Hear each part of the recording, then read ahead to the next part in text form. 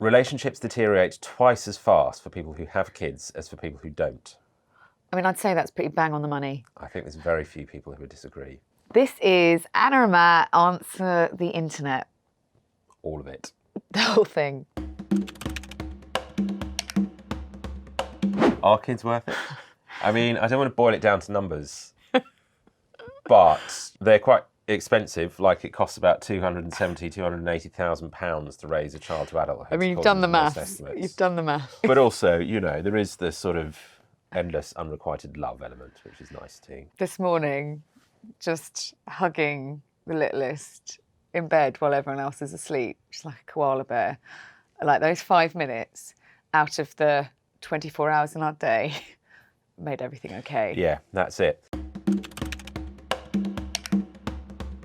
Are kids expensive? Yeah, I mean, yeah, absolutely. Kids are expensive. But you don't need all the things that everybody's telling you need. I think that's the biggest mistake, is just throwing money at the situation and going, okay, I remember ordering everything online that had the word miracle in it in the first 4 weeks of having a baby.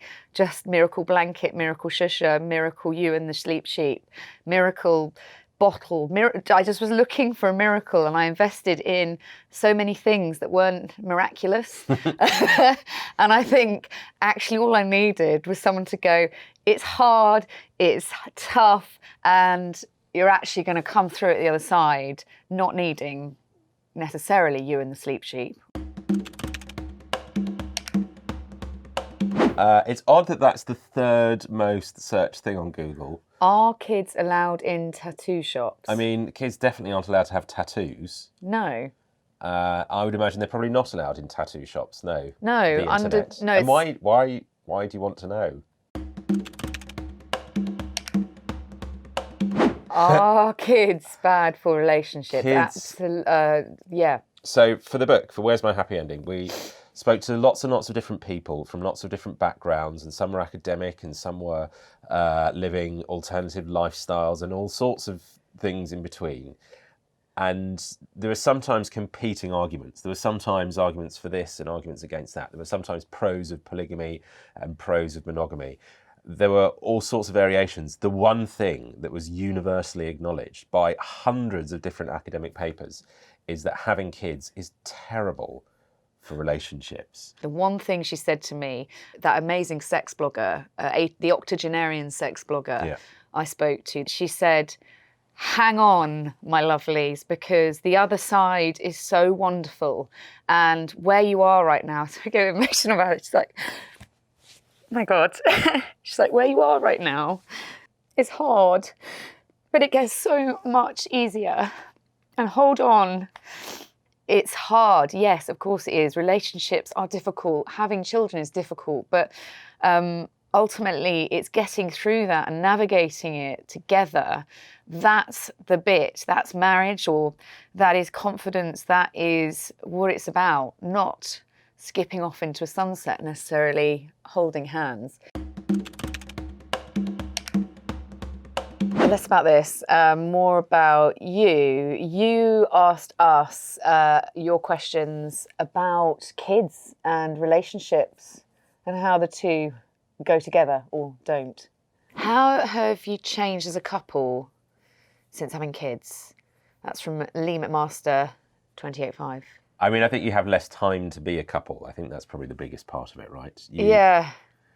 And you find that you're spending so much more of your time doing like things that are probably more important than the stuff you did before, which was just deciding where to eat or go on holiday.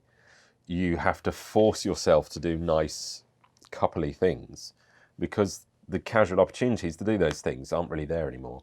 The kids take those opportunities and they steal them away and they put them at the bottom of the toy box.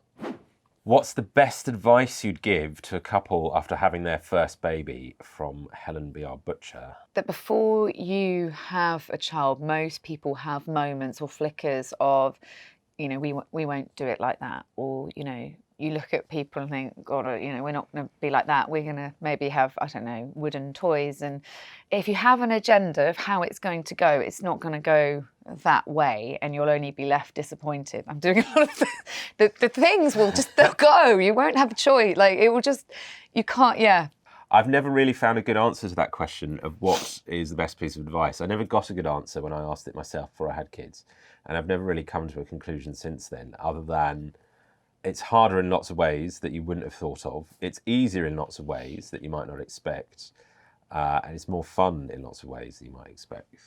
Did your relationship strengthen through the hardship of miscarriage? That's from Helen C. Howard. Maybe not at first, because it felt like quite a isolating thing to happen. I don't think anything can prepare you for losing a little part of yourself, I suppose. That was hard, and I think that impacted our relationship because it felt like I was grieving, and we've had 5 miscarriages, and I don't think any one of them we have particularly navigated. Is there a good way to navigate grief? I don't think there is, but I think recognising that it was grief and not just, an inviable fetus, which is what you're routinely told medically, helped to humanise this and to realise that if you have prepared a nursery, or you've thought of a name, or you've considered a future for that little person, then you are right to grieve, and that is totally justified. And I think sweeping that under the table affects your relationship more than acknowledging that that's what it is, grief. Yeah, I suppose the one thing that it does force you to do is address things and talk about things you might not want to talk about, and I think that's probably long-term something that's beneficial to relationships.